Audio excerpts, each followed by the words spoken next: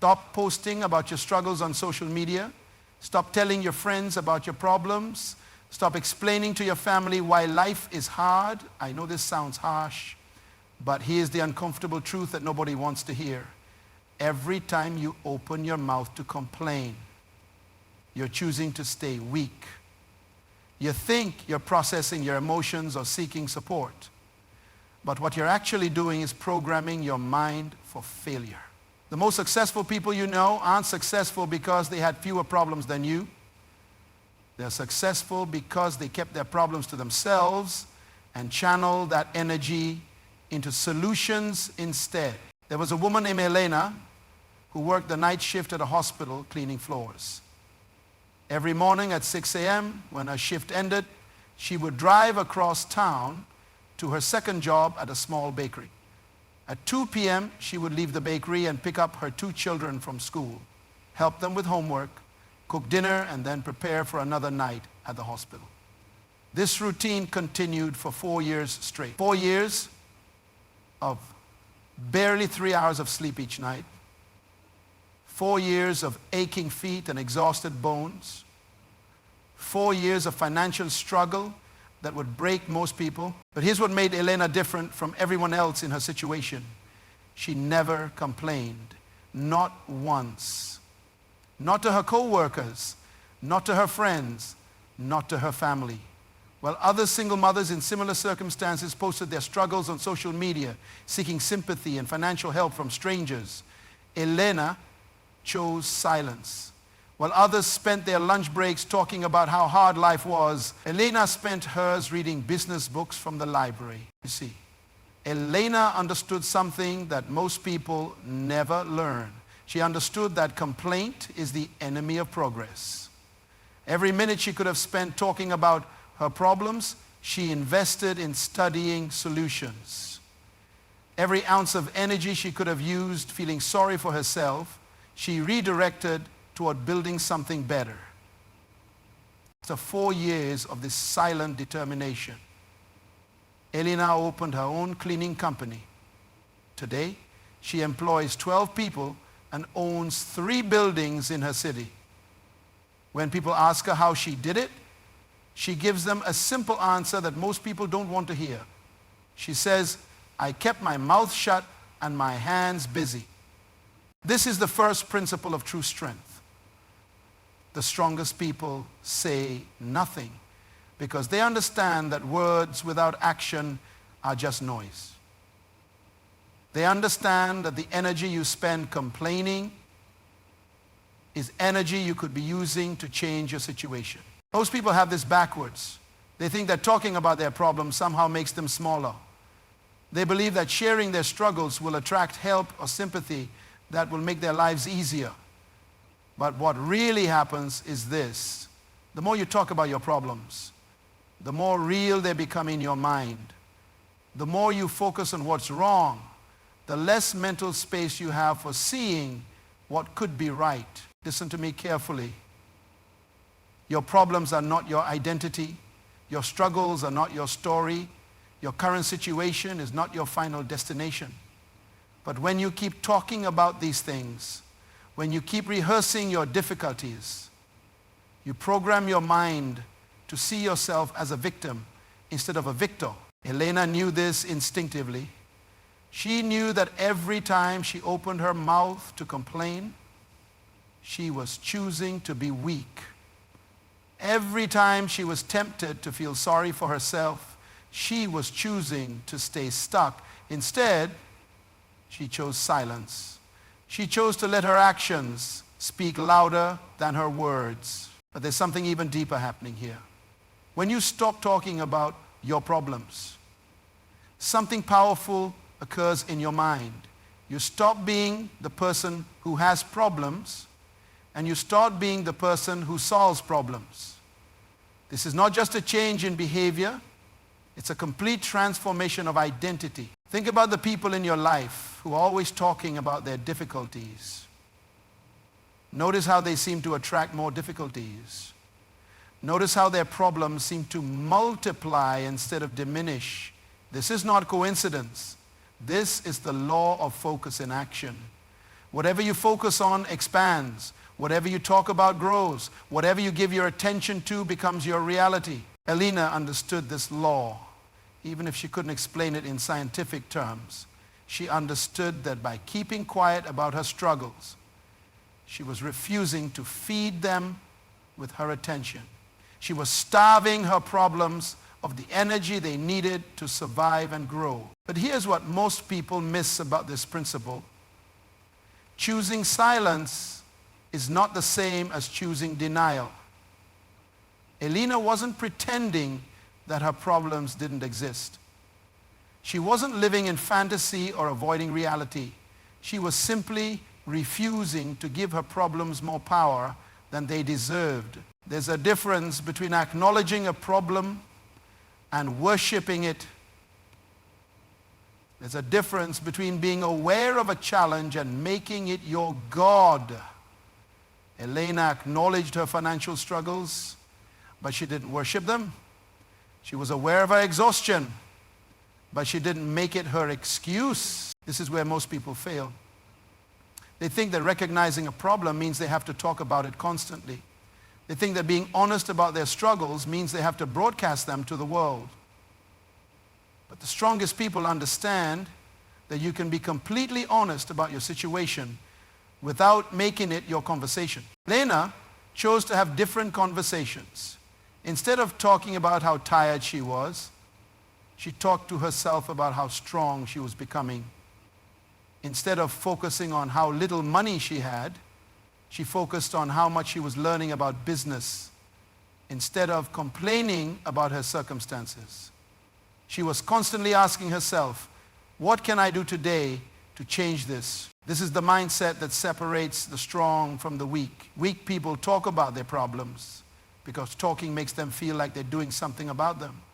Strong people say nothing about their problems because they're too busy actually solving them. The strongest people understand that your mouth is not a garbage disposal for your negative thoughts. Your conversations are not therapy sessions for your frustrations.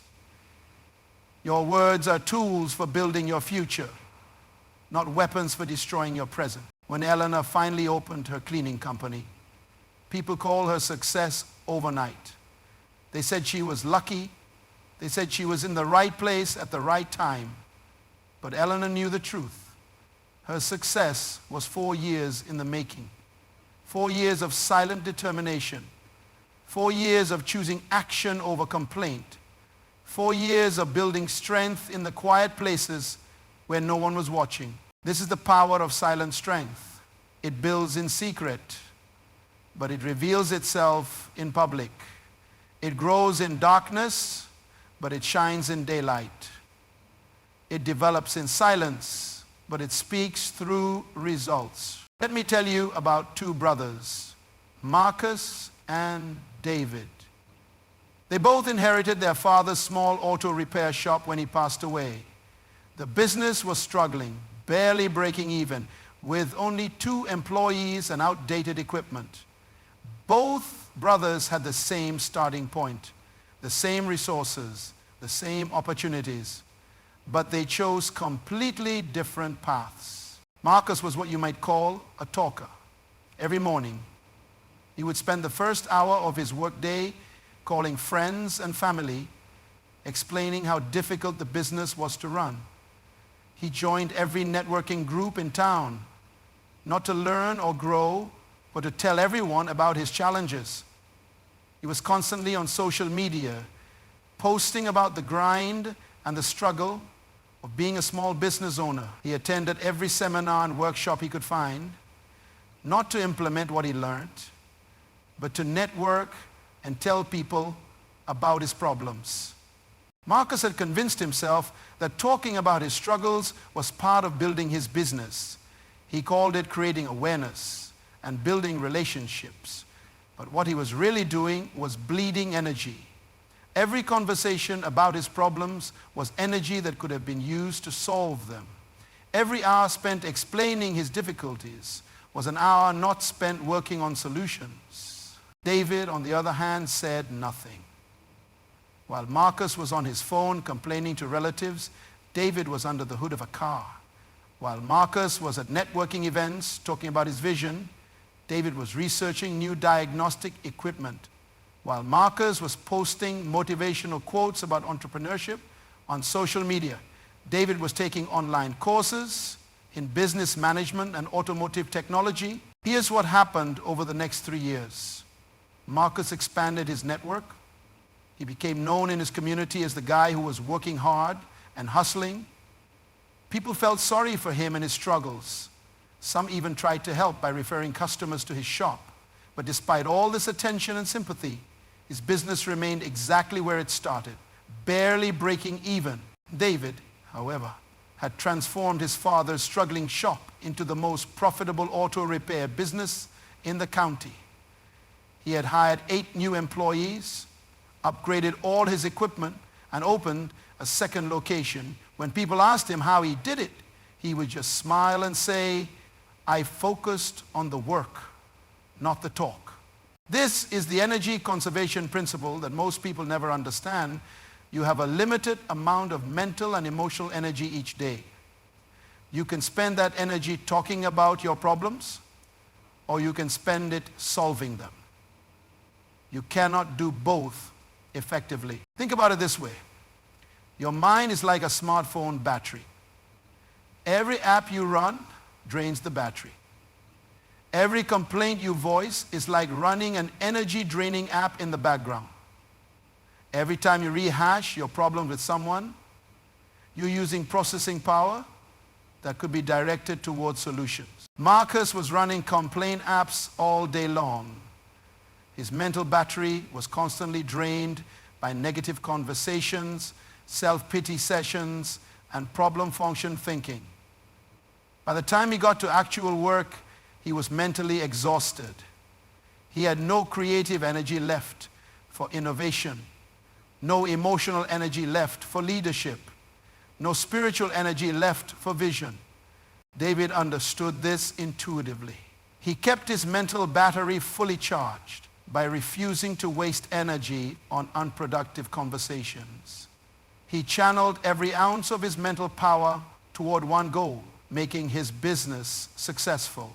While Marcus was busy managing his image and explaining his struggles, David was busy managing his business and creating solutions. But here's the deeper truth that most people miss. When you constantly talk about your problems, you're not just wasting your own energy, you're training your brain to look for more problems.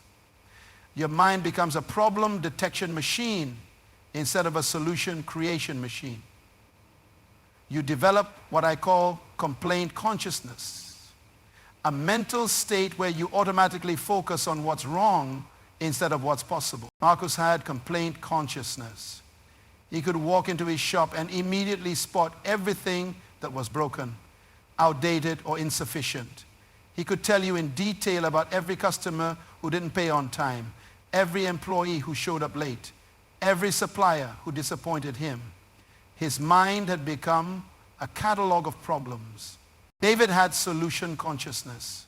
He could walk into the same shop and immediately see opportunities for improvement. He noticed which services were most profitable, which employees showed leadership potential, which customers could be converted into repeat clients. His mind had become a catalog of possibilities. The strongest people understand this principle. What you talk about is what you become conscious of.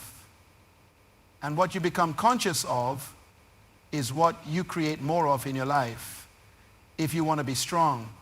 Stop talking about weakness. If you want to be successful, stop talking about failure. If you want to be powerful, stop talking about your problem. This is why the strongest people say nothing. They conserve their energy for creation, not conversation. They save their words for instruction, not complaint. They use their voice to build others up, not to tear their own lives down. Now let me share with you the story of Thomas, a man who lost everything on a Tuesday morning in September. His construction company, which he had built over 15 years, collapsed when his biggest client defaulted on a $2 million contract in one day. He went from employing 47 people to having nothing. His business bank accounts were frozen, his equipment was repossessed, and his reputation in the industry was destroyed. Thomas had two choices. He could do what most people do when disaster strikes, call everyone he knew, post about his situation online, start a crowdfunding campaign, and spend his days explaining to anyone who would listen how unfair life had been to him. Or he could choose the path that only the strongest people choose, the path of silent reconstruction.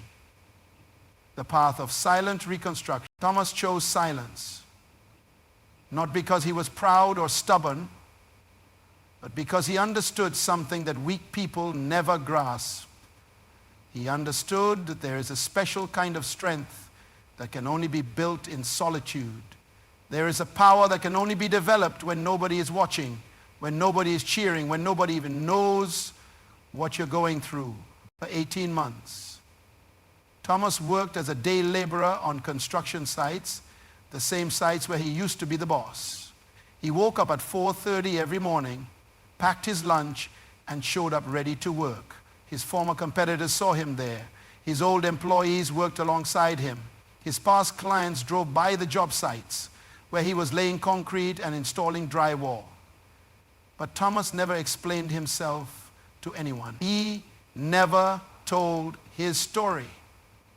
He never asked for sympathy or special treatment. While other men in his situation might have felt embarrassed or defeated, Thomas used this time differently. He used it to study his industry from the ground up. He used it to understand every aspect of construction that he had delegated to others when he was the boss. He used it to save every penny he could while living in a small apartment instead of the large house he had lost. Most importantly, he used this time to rebuild his character. You see, success often makes us soft. Comfort often makes us lazy. Prosperity often makes us forget the habits that created the prosperity in the first place. Thomas realized that losing everything was not just a business failure. It was an opportunity to become stronger than he had ever been before. The strongest people understand that solitude is not punishment, it's preparation. Silence is not defeat, it's development. Being alone with your problems is not isolation, it's incubation. This is where your next level of strength is formed, in the quiet places where nobody can see you, where nobody can help you, where nobody can save you except yourself. After 18 months of this silent rebuilding, Thomas started his new company not with investor money or bank loans, but with the savings from his day labor work and the knowledge he had gained from working every position in his industry. Within 5 years, his new company was more successful than his original business had ever been. He now employs over 100 people and has contracts worth tens of millions of dollars. When people ask Thomas about those 18 months, he doesn't call them the worst time of his life. He calls them the making of his life. He says, that's when I learned the difference between having success and being successful. Having success depends on circumstances. Being successful depends on character. The strongest people say nothing because they understand that true strength is not built in public. It's built in private. It's not developed when people are watching. It's developed when you're alone with your challenges, alone with your choices, alone with your character. There was a supervisor named Catherine who managed a warehouse with over 200 employees. This was not an easy workplace. The workers came from different backgrounds, spoke different languages, and had different levels of education and experience. Conflicts arose daily. Productivity problems were constant. Employee turnover was high. Previous supervisors had tried every management technique in the book: motivational speeches, disciplinary actions, reward systems, team building exercises. Nothing seemed to work for long. Catherine took a completely different approach. She said nothing. Not in meetings with upper management about the problems in her department, not to her fellow supervisors about the challenges she faced, not to her family about the stress of her job. Instead, she simply showed up every day and demonstrated the behavior she wanted to see. When workers were late, Catherine didn't lecture them about punctuality. She was there 30 minutes early every morning. When employees complained about the workload, Catherine didn't give speeches about work ethic. She worked alongside them when deadlines were tight. When conflicts arose between workers, Catherine didn't hold meetings about teamwork. She quietly moved between the arguing parties, redirected their focus to the task at hand, and kept production moving. The other supervisors thought Catherine was being too soft. Management worried she wasn't being aggressive enough with discipline. Some employees initially tested her, thinking her quiet approach meant she was weak. But something interesting began to happen over the following months. The workers started arriving earlier. Not because they were told to, but because they saw Catherine there first every morning. They started working harder, not because of threats or incentives, but because they watched Catherine's consistent effort. They started resolving conflicts among themselves, not because of team-building seminars, but because they had observed Catherine's calm handling of disputes. Catherine's department became the most productive in the company. Her employee turnover rate dropped to nearly zero. Other departments started requesting transfers to work under her supervision. Upper management promoted her to regional manager within 2 years. Putting her in charge of 12 warehouses across 3 states, the most powerful part of this story is what Catherine never did. She never announced her leadership philosophy. She never explained her management strategy. She never gave motivational talks about excellence or success. She never claimed credit for the transformation of her department. She simply lived the principles she believed in and let her actions speak for themselves. This is the power of silent leadership. It doesn't need to explain itself because it demonstrates itself. It doesn't need to defend itself because it proves itself. It doesn't need to promote itself because it validates itself through results. Most people who want to be leaders spend their time talking about leadership. They read books about leadership, attend seminars about leadership, post quotes about leadership on social media. But they miss the fundamental truth that Catherine understood. Leadership is not something you talk about, it's something you become. The strongest leaders say nothing because they know that authority comes from authenticity, not from announcements. Respect comes from consistency, not from conversation. Influence comes from integrity, not from instruction. Catherine understood that people don't follow what you say, they follow what you are. They don't believe your words, they believe your actions. They don't trust your promises, they trust your patterns. When you stop talking about being a leader and start being one, when you stop explaining your vision and start living it, when you stop trying to convince people of your strength and start demonstrating it, something magical happens. People start following you not because they have to, but because they want to. Not because you demanded their respect, but because you earned it. Not because you told them you were strong, but because they saw your strength in action. I want to close with the most powerful story of all. The story of a woman named Victoria who completely transformed her life by learning to say nothing. 3 years ago, Victoria was what you might call a professional victim. She had mastered the art of complaint. Her social media was a daily journal of everything wrong in her life. Her phone calls to friends were therapy sessions about her problem. Her conversations at work were presentations about her struggles. Victoria had a legitimate list of complaints. She was a single mother of 3 children, working 2 part-time jobs with no benefits. Her ex-husband was behind on child support payments. Her car was breaking down constantly. Her apartment was in a rough neighborhood because it was all she could afford. Her oldest daughter was acting out at school. Her mother was battling cancer and needed constant care by any reasonable standard. Victoria had every right to complain about her circumstances. But here's what Victoria discovered about herself during those years of constant complaint. The more she talked about her problems, the more problems she seemed to have. The more she focused on what was wrong, the more things went wrong. The more she shared her struggles, the more people began to see her as the person who always had struggles.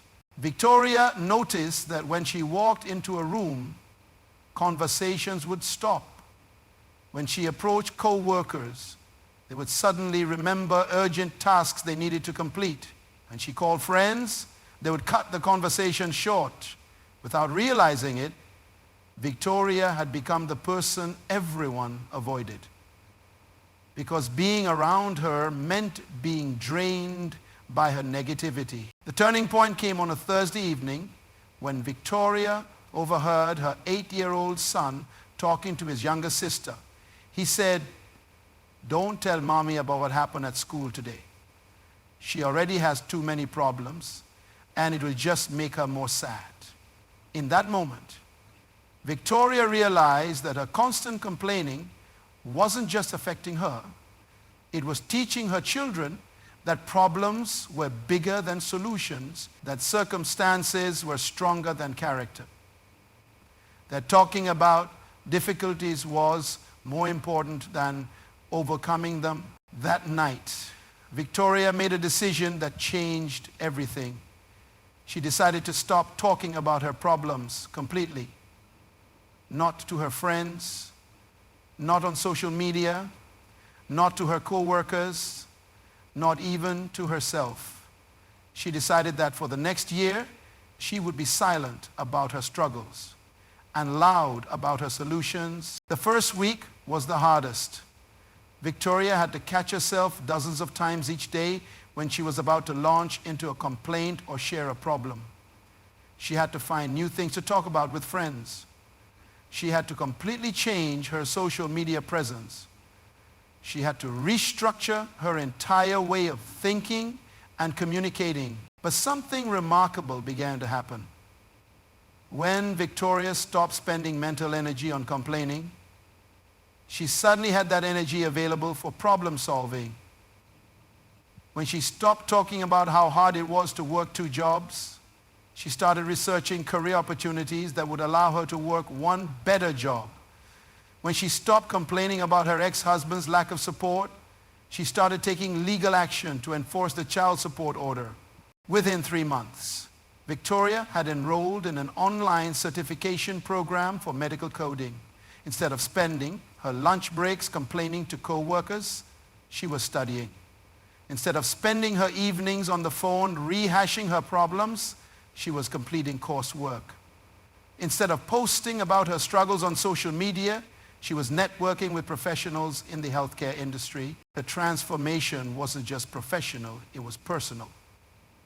Her children noticed the change immediately. Instead of hearing their mother complain about their father, they heard her encouraging them to focus on their schoolwork. Instead of hearing her worry about money, they heard her planning for their future. Instead of hearing her talk about how hard life was, they heard her talking about how strong they were as a family. Victoria's friends and co-workers noticed the change too. People who had been avoiding her started seeking her out. Instead of seeing her as someone who drained their energy, they began to see her as someone who gave them energy. Instead of viewing her as a person with problems, they started seeing her as a person with solutions. 12 months after Victoria made her decision to stop complaining, she had completed her certification and landed a full-time position with a healthcare company. Her salary was double what she had been making at her 2 part-time jobs, and she had full benefits for her family. She had moved her children to a better neighborhood and a better school district. She had established an emergency savings account for the first time in her adult life. But the most important change wasn't financial, it was psychological. Victoria had discovered the person she really was underneath all those complaints.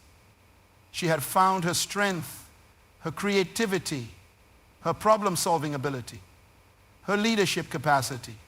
All of these qualities had been there all along, but they had been buried under years of negative focus and complaint-centered thinking. Today, Victoria mentors other single mothers who are facing similar challenges. But she doesn't do it by sharing her sob story or bonding over common problems. She does it by demonstrating what's possible when you stop talking about your struggles and start working on your solutions.